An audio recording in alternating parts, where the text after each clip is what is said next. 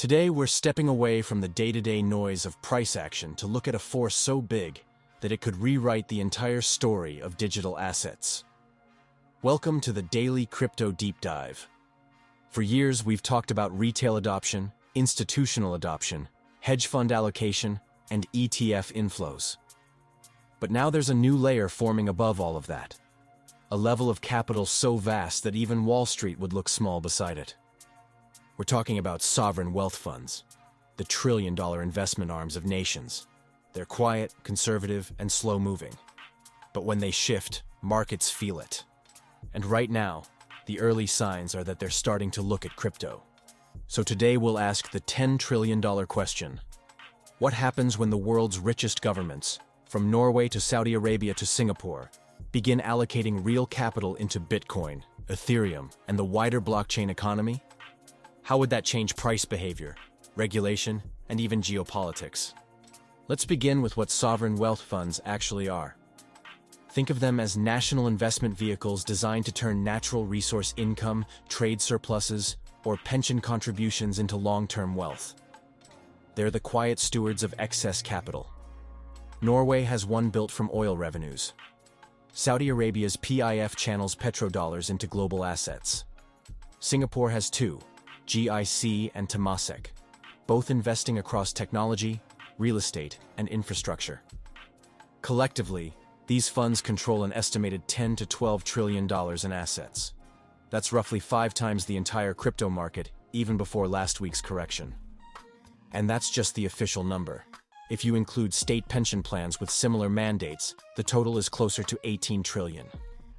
Now, historically, these funds have been ultra-conservative. They buy equities, government bonds, infrastructure, and strategic stakes in major companies. They rarely chase trends. Their job is to preserve wealth for generations, not chase quarterly performance. So why would they even consider crypto? Over the past 5 years, sovereign funds have watched a structural transformation in global finance. Real yields, after inflation, have collapsed. Equity markets have become crowded. Bonds offer limited returns. And real assets like real estate have hit saturation. At the same time, crypto has matured. We now have regulated ETFs, institutional custody, and liquidity deep enough for billion-dollar tickets. What was once viewed as speculative has turned into an emerging macro asset class. In 2024, Singapore's Temasek quietly hired a digital asset strategist after previously writing off hundreds of millions in FTX losses. The move raised eyebrows. Why re-enter a space that just burned you? The answer was governance, not gambling. Temasek's new approach is focused on infrastructure, tokenization, custody, and rails, not memes.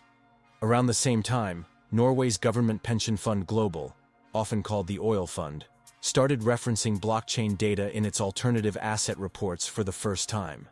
They're not buying Bitcoin yet, but they're measuring exposure through equity holdings in crypto-linked companies like Coinbase and MicroStrategy. Then there's Saudi Arabia. The Public Investment Fund, worth nearly $700 billion, has been on an aggressive technology push, from AI to gaming to electric vehicles. Over the summer, officials from the PIF and the Ministry of Investment met with several major blockchain firms in Dubai.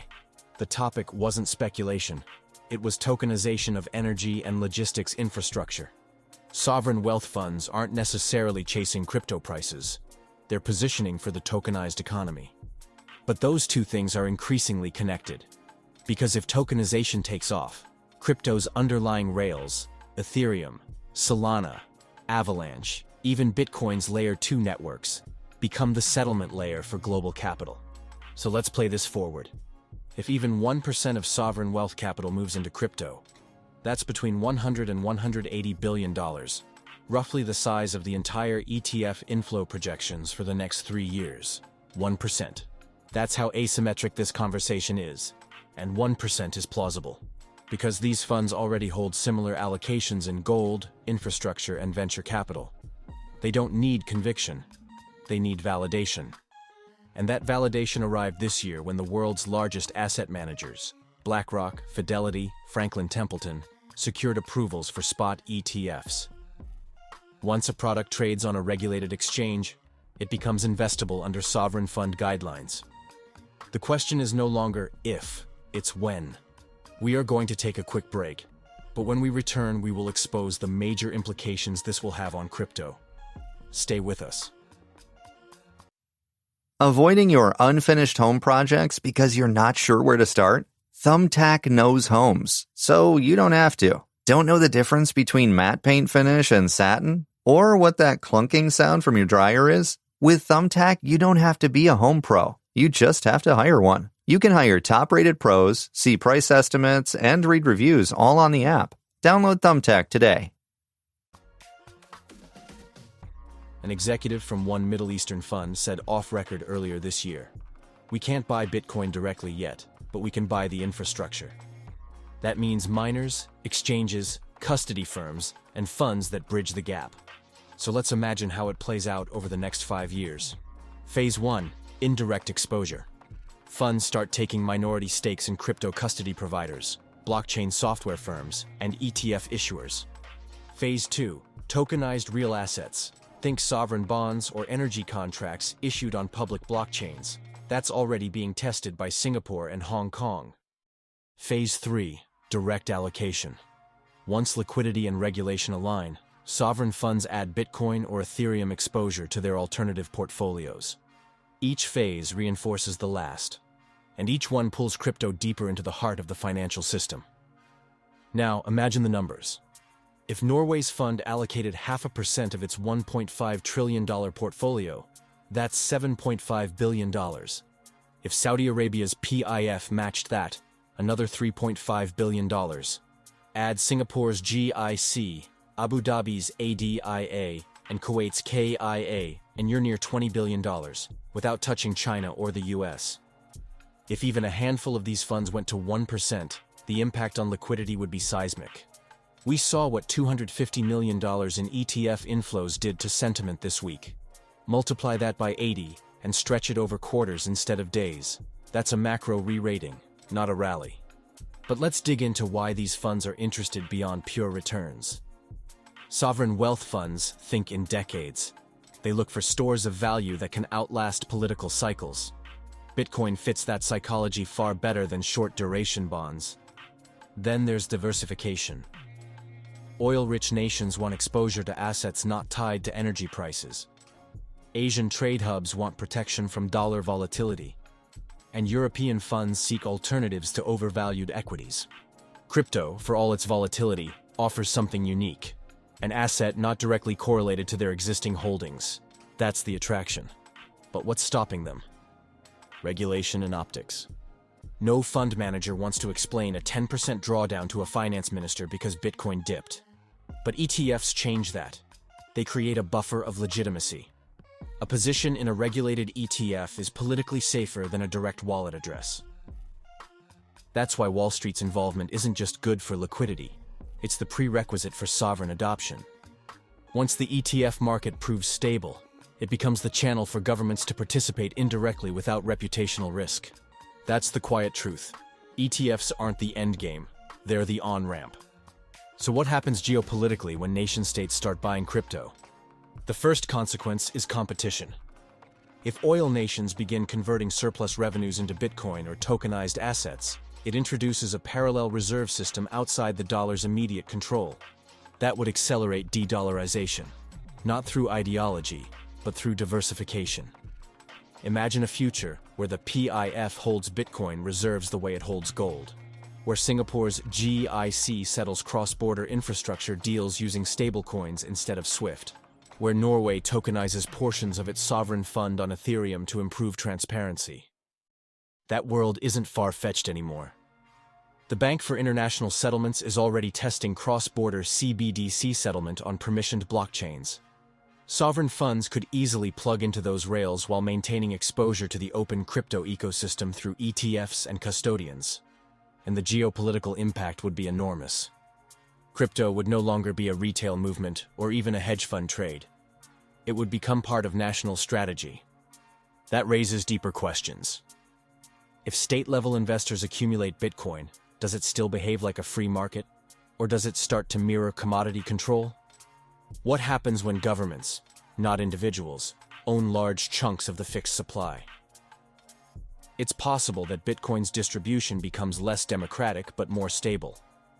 Volatility could compress as long-term state holders replace speculative retail traders. That could paradoxically make Bitcoin less exciting but more reliable, the exact trade-off institutional capital wants. Ethereum would benefit in a different way. Its tokenomics allow for staking yield. A sovereign fund could theoretically earn 3 to 4% passive return in a neutral digital currency. For funds used to 2% bonds, that's meaningful. Solana, Avalanche, and other smart contract networks would benefit from the tokenization wave, as these funds demand platforms that can host tokenized bonds, equities, and infrastructure projects. This isn't fantasy. It's already starting. Singapore's Monetary Authority has launched Project Guardian, connecting institutional DeFi pilots with real assets. HSBC and UBS have executed tokenized bond trades on public chains. These aren't startups. They're global banks backed by sovereign capital. In other words, the rails are being laid quietly under the noise of daily price feeds. When sovereign wealth funds eventually move, they'll step onto rails already built by their own banks. And that's what makes this story so profound. Crypto's next major adoption wave might not come from individuals at all. It'll come from institutions that represent entire countries. Analysts expect the first measurable sovereign allocation within 24 months. The most likely candidates are Singapore and Abu Dhabi, both crypto-friendly, both active in blockchain ventures, both with forward-looking regulators. Singapore's GIC already holds stakes in digital asset custody firms. Abu Dhabi's ADIA is invested in crypto mining infrastructure through joint ventures. Either could justify a small Bitcoin or Ethereum allocation under the umbrella of alternative assets. Once one fund makes the move, others will follow, just as they did with technology venture capital in the early 2000s. There's a herd dynamic even at the state level. Nobody wants to be first, but nobody wants to be last. And when these funds buy, they don't trade. They accumulate for decades. That permanence could shift crypto's entire volatility profile. Instead of quick speculative bursts, we'd see deep, slow accumulation, like gold in the 90s. Prices might rise more steadily, corrections milder, cycles longer. That's the shape of maturity. But there's a more subtle impact too: reputation. Sovereign fund participation signals legitimacy to every other investor class. It tells pensions, endowments, and insurers that crypto isn't fringe anymore. That validation could open trillions more from secondary allocators. You can think of it as a domino effect. ETFs legitimize institutions. Institutions legitimize sovereign funds. Sovereign funds legitimize governments. And governments legitimize citizens holding crypto directly. That's the full adoption arc, from outsider to infrastructure. And it's already halfway done.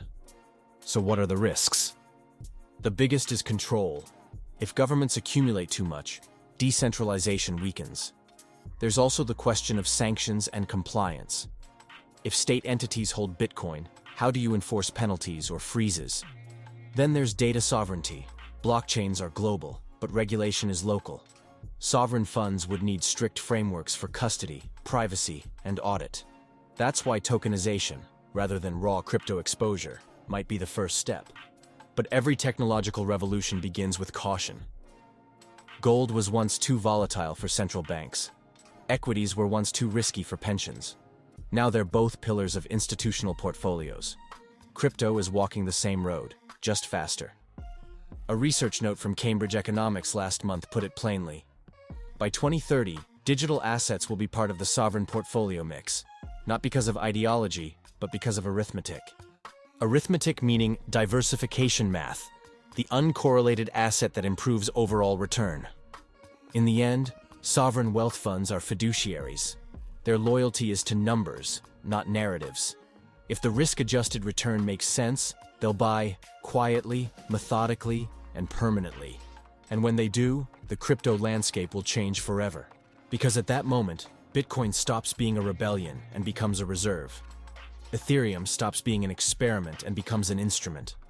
And the idea of digital assets as a fringe movement ends. What replaces it is something larger. A hybrid system where state capital and open networks coexist. It's not decentralization or centralization, it's convergence. That's the real endgame. When crypto isn't an industry, it's an infrastructure layer of the world economy. That's when the word crypto stops being shorthand for volatility and starts meaning value. Drop your thoughts in the comments, hit like, follow, and as always, we will see you at the top.